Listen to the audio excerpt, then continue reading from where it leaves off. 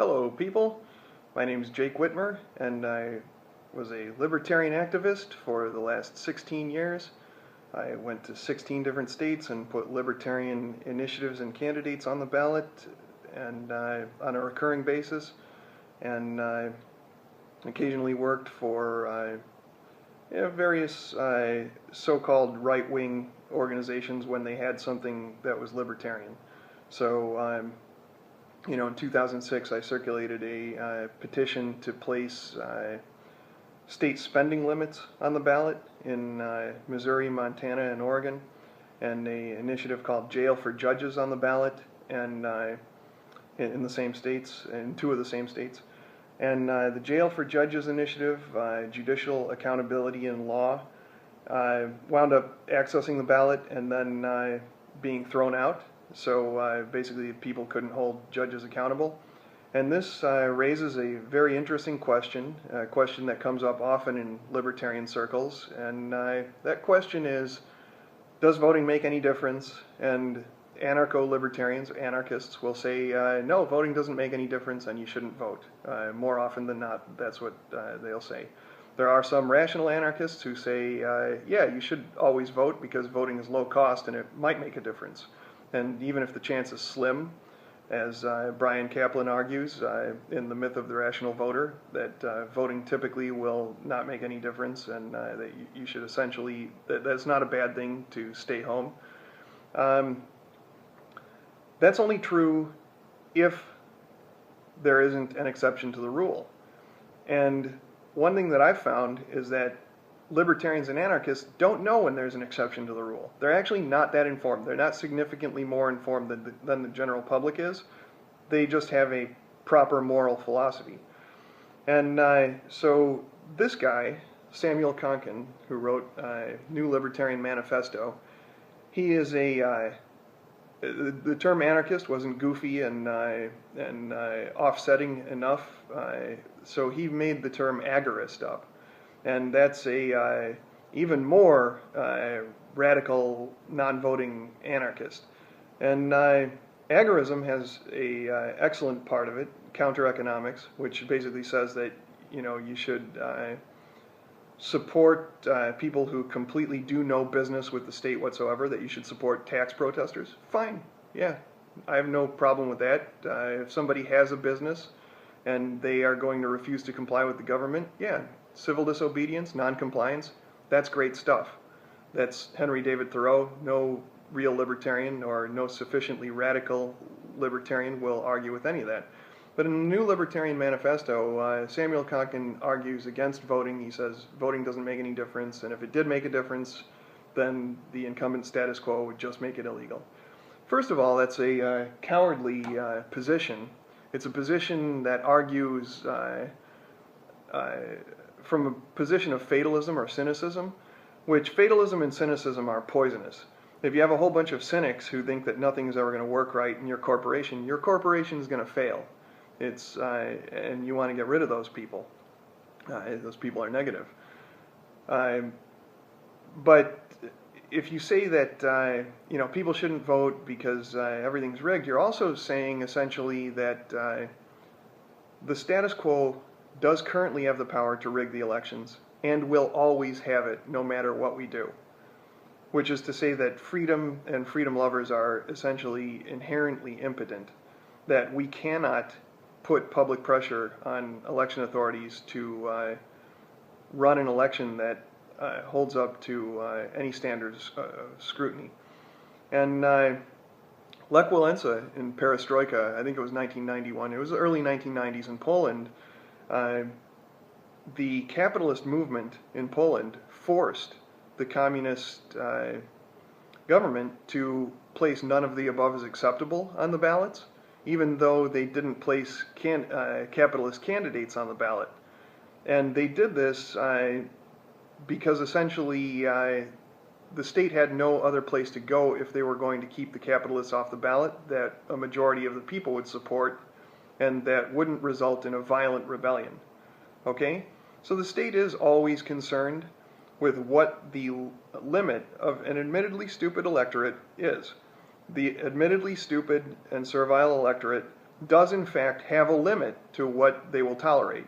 And that limit makes the United States different, or made the United States different from Soviet Russia and Communist China in the 1950s. In the 1950s, both of those nations were killing millions of their own citizens during peacetime, and it never got that bad here. It never got that bad here because we have elections. So elections don't prevent tyranny like the drug war, like government raids against innocent people. It doesn't stop all those things, but it does stop mass murder by government. It does stop literal death camps. And so it's not just the elections that stop those things, because the elections can be rigged. But if there is an election, then pressure can be brought upon the authorities to stop them from rigging the election. And this can't happen unless there is a sufficient amount of unhappiness with the status quo. And there's not a measurable sufficient amount of unhappiness with the status quo if anarchists stay home and don't vote. If libertarians stay home and don't vote, then the resentment of the status quo goes unmeasured. So voting is not just for the outcome of electing a libertarian, although it is for that, in spite of what the Konkinists or agorists will say. Voting is also to measure displeasure with the current system. And that's a super important point, is that it doesn't matter if the election is rigged or not, because video can be taken of the polling place. And if 20 people in a row come up and say that they're voting for Ron Paul, or they're voting for the libertarian, or the most capitalist choice, then that makes a huge difference, and it legitimizes the anarchist position to people who are essentially mainstream conformists. That's really important because it creates something that looks like a revolution. It at least looks like there might be a revolution in thinking going on. But you never get to that point if you don't have lots of libertarians voting. So whether it's rigged or not doesn't matter from that standpoint, because only the exit polls matter. That's the only thing that matters. That's the only thing that an anarchist would be concerned with, is taking that low-cost action and using it as a revealed preference, and then taking those revealed preferences from exit polls from the general public and saying, yeah, actually the libertarian option is something that the public is starved for, and all that the libertarian option would have had to do is present itself more favorably, a little more professionally, do a better job, and they'd have won. They'd have won this election. So the Konkinists then, in the New Libertarian Manifesto, Samuel Konkin says, well, you know, no good ever comes from any vote, ever, because the offices of power are inherently corrupt and they can do no good. That is absurd and incredibly stupid. Dick Randolph got elected as a libertarian. He first got elected as a Republican in '76, and then he got elected as a libertarian in '78 to '82. He switched to the Libertarian Party. And just calling himself libertarian, the word libertarian is itself a computer program. It's a program that operates on the human mind, on the human computer. And it carries with it an implicit set of assumptions about reality that are different than what somebody who has never heard the term libertarian, or doesn't have the term libertarian in their minds, carries with them. The idea that government is inherently to be distrusted, inherently evil, is a classical liberal or libertarian idea. And simply putting that word into the public debate makes a difference. It actually does reprogram mainstream conformist minds. There's unbelievable amounts of evidence for this, but the best is that Dick Randolph was successful in preventing Alaska from instituting a state income tax. And so that was in the 1980 election. And so even if that was the only good he did, and even if he didn't insert libertarianism into the public debate, he took millions and millions of dollars away from the Alaska state government. He made it illegal through the initiative and referenda process for Alaska to have a state income tax. Now, some libertarians and anarchists or so-called principled non-voters will say, oh, well, you know, libertarians should only vote for initiatives and referenda. Okay, here's the important point to be made.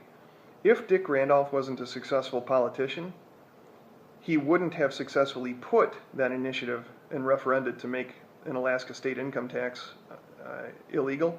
He wouldn't have been able to successfully place that on the ballot because he wouldn't have had the built-up support from his political career. Political entities, individuals who challenge the state, are cybernetic entities comprised of themselves and all of their supporters. And the state is comprised of its leaders and its bosses and all of their supporters. And whichever network is larger is going to be successful at the polling places, or it's going to be successful in a revolution in thinking, or it's going to be successful in a violent rebellion. All of these things, the size of your network